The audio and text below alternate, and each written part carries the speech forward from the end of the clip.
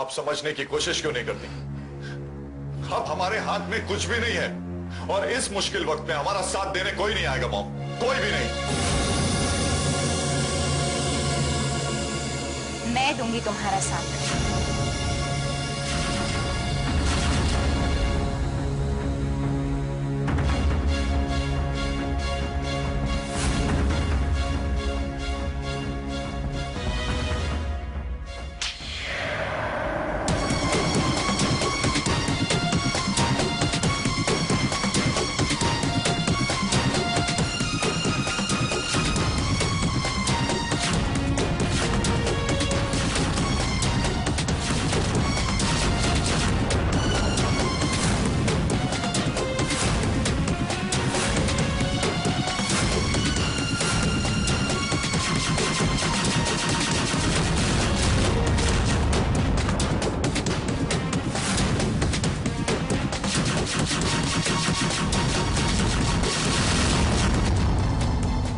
देवयानी? हाँ मम्मी जी, मैं दूंगी आप सबका साथ।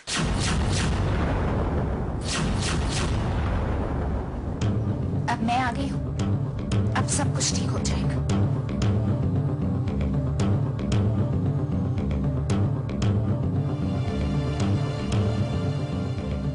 तो नहीं जानती देवयानी, इस घर की हर खुशी अब दांव पे लगी है। कुछ भी बाकी नहीं बचा। मुझे सब पता है मम्मी जी, और मैं ये भी जानती हूँ कि इस वक्त हमें पैसों की सख्त जरूरत है। और वो जरूरत पूरी होती कहीं नजर नहीं आ रही। पता नहीं इतने पैसे कहां से आएंगे, कैसे आएंगे, नहीं जानती। और रवि पुश्तैनी मकान बेचने की बात कर रहा है।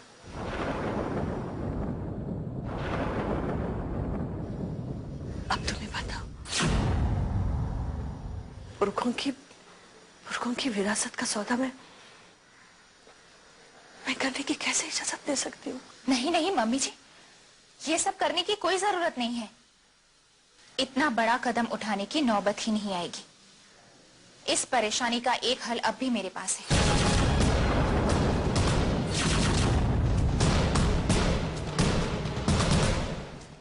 आप यहीं ठहरिए मम्मी जी, मैं अभी आती हूँ।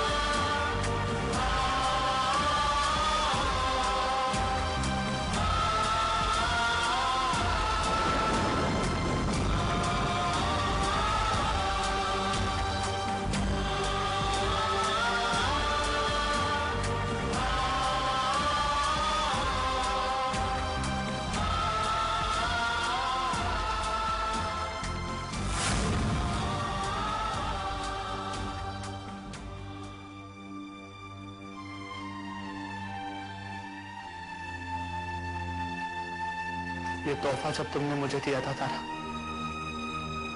तब तुमने कहा था कि ये सिर्फ एक लॉकेट नहीं, तुम्हारा दिल है। ये निशानी है हमारे प्यार की, हमारे साथ की। तो फिर एक पल में तुमने ये साथ क्यों तोड़ दिया तारा? जन्मों जन्मों के हमारे इस रिश्ते को एक पल में तुमने क्यों तोड़ा? तुमने ये कभी जानने की कोशिश नहीं की कि ये कुणाल तुमसे कितना प्यार करता है।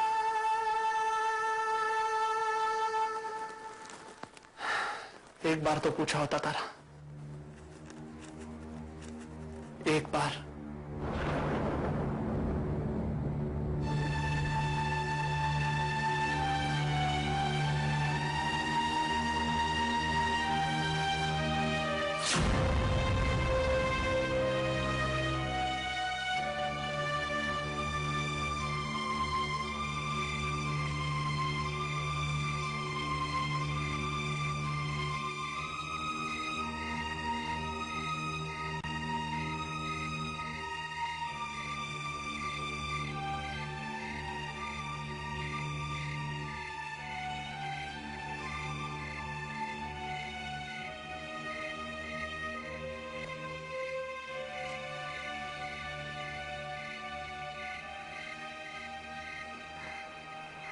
शौर्य जी,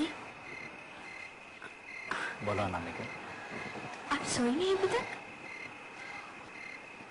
नींद नहीं आ रही, न जाने क्यों। आज चांद को देखने का मन किया तो चला आया। वैसे एक बात कहूं, कहो। आज आप बहुत खुश नजर आ रहे हैं। हाँ हाँ अनामिका, मैं खुश हूँ आज मुझे अपनी माँ का वो मुस्कुराता चेहरा बार बार आंखों के आगे नजर आ रहा है। मैंने तो सिर्फ माँ की तस्वीर ही इस घर में देखी है। माँ के अस्तित्व को मैं नहीं पहचान सकती, लेकिन आप ही बताइए ना मुझे कुछ माँ के बारे में, कि वो कैसी थी, उन्हें क्या अच्छा लगता था, क्या नहीं अच्छा लगता था। माँ बहुत सुंदर थी अनामिका। जिंदगी के तजुर्बे में उनके चेहरे पे एक छाप छोड़ दी थी, लेकिन फिर भी उनकी आंखों में एक चमक थी सच्चाई की। उन्होंने कभी भी अपने असूलों के साथ समझौता नहीं किया। माँ मुझे बहुत प्यार करती थी और उन्हें डांटने का भी अधिकार था, ठीक उसी तरह जैसे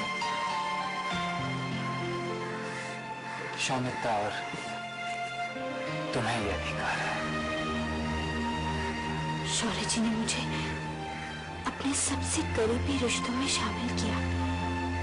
कब मैं इस छोटे से परिवार का हिस्सा बन गई, मुझे पता ही नहीं चला। और कुछ बताइए ना माँ के बारे में।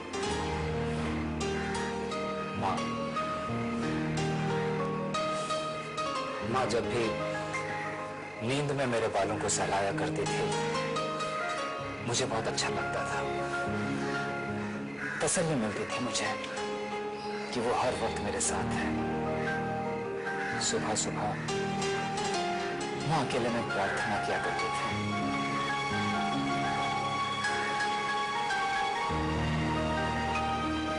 माँ भगवान से प्रार्थना करती थी और आप भगवान पर विश्वास ही नहीं करते।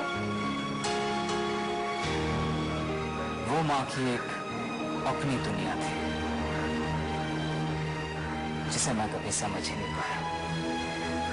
लेकिन हाँ, इतना जरूर जानता हूं कि माँ ने कभी अपने लिए कुछ नहीं मांगा। उन्होंने अगर प्रार्थना में कुछ मांगा तो वो सिर्फ मेरे लिए, दिशा में धकेली।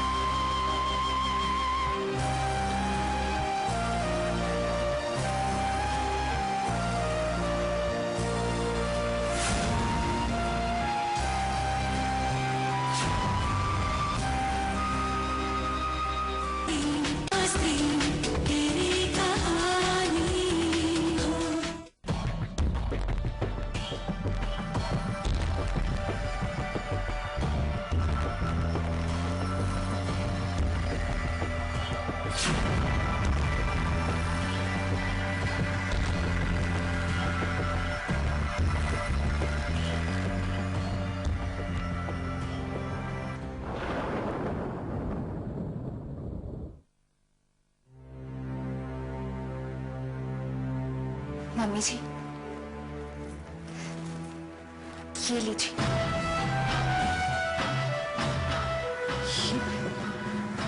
ये क्या है? मैं नहीं जानती थी मम्मी जी कि मेरा एक गलत फैसला आप लोगों के काम आएगा। ये वो पेपर्स हैं मम्मी जी जो मैंने आप लोगों से जबरदस्ती हथिया लिए थे। ये वो प्रॉपर्टी के पेपर्स हैं जिसे रवि ने मेरे नाम किया था। ये यशपाल ग्रुप ऑफ इंडस्ट्रीज की प्रॉपर्टी का 10% है। और मम्मी जी, अब यही पैसा हमारी कंपनी को बचाने के काम आएगा। लेकिन मम्मी जी, मैंने ये पैसा उसी वक्त अपने अकाउंट में ट्रांसफर कर लिया था, लेकिन मैंने ये नहीं सोचा था कि यही पैसा हमारी कंपनी को मुश्किल के वक्त में काम आएगा।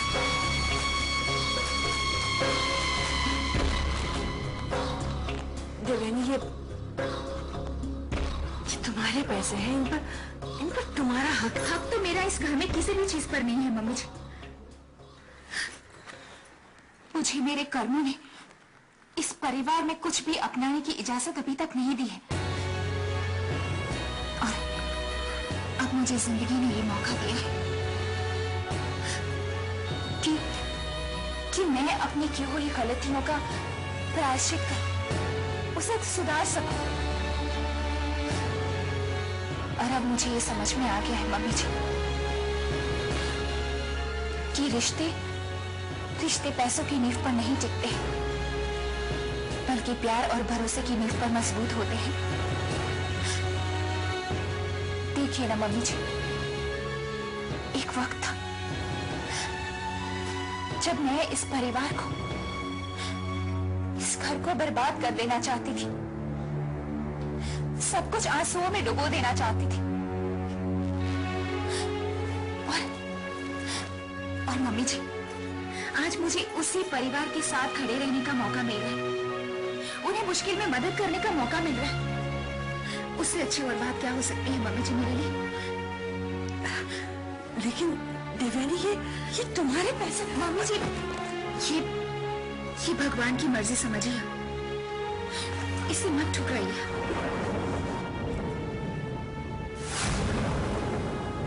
और वैसे भी ये तो आप ही की अमानत है, इसमें आपकी और पापा जी की मेहनत समाई हुई है। और सच पूछो मम्मी जी, इस पर अगर किसी का हक बनता है तो वो सिर्फ आपका है, सिर्फ आपका।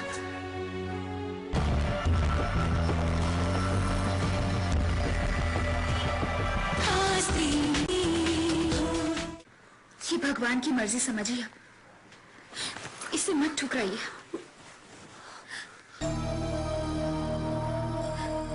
मम्मी जी, आप मुझे मेरी गलतियों को सुधारने का ये मौका नहीं देंगे?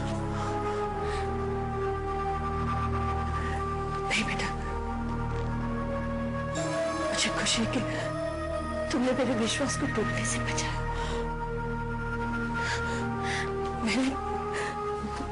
मैंने अपनी बहू पर भरोसा करके कोई गलती नहीं की। मम्मी जी, आपके उसी विश्वास की खातिर, उसी भरोसे की वजह से आज मुझे जिंदगी ने सही मायनों में जीने का हक दिया है, एक मौका दिया है। और उसी विश्वास की खातिर मुझे मेरी पहचान मिली है। और आज जो मेरा ये हौसला है वो भी आप ही की वजह से है मम्मी जी। नहीं तो कब की मैं अपनी जिंदगी अंधेरों के हवाले कर देती। तुमने हमें बुरे हालात से निकाला है देवयानी। तुम्हारी इस मदद ने तो मेरी यादों को तबाह होने से बचाया। तो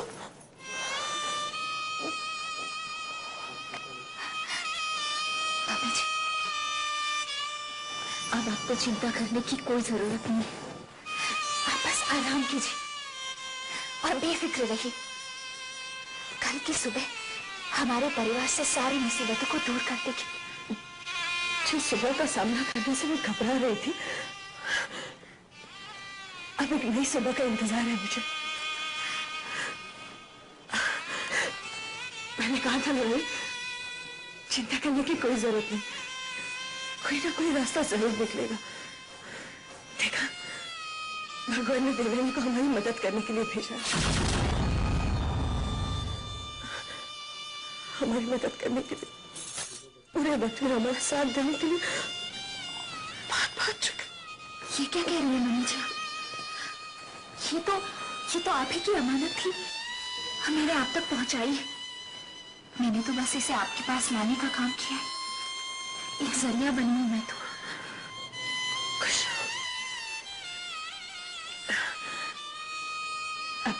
अब तुम आराम कर लो, बहुत लंबा सफर तय करके आई हो ना। सही कहा मम्मी जी आपने।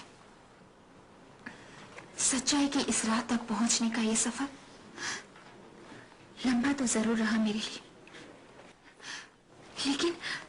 लेकिन जिंदगी में पहली बार इस राह पर चलकर मुझे सच्ची खुशी हासिल हुई है। और ये सब आपकी वजह से हुआ है। बस आपका आशीर्वाद चाहिए मम्मी जी।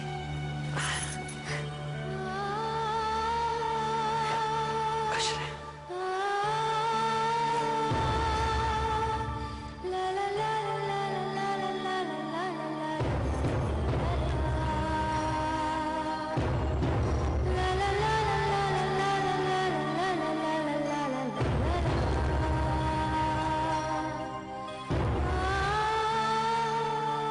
रवि, तुम मॉम ने भले ही तुम्हारा ये फैसला मंजूर कर लिया हो, लेकिन मुझे तुम्हारी मदद कतई मंजूर नहीं है।